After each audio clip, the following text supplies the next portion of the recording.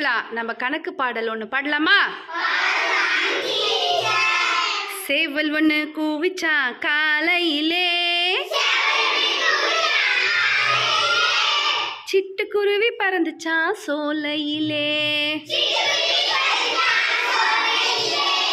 குயில் ஒன்று பாடிச்சா மத்தியத்திலே, குட்டி புறா குளிச்சுச்சா நதியினிலே, மயில் ஒன்று ஆடிச்சா மாலையிலே,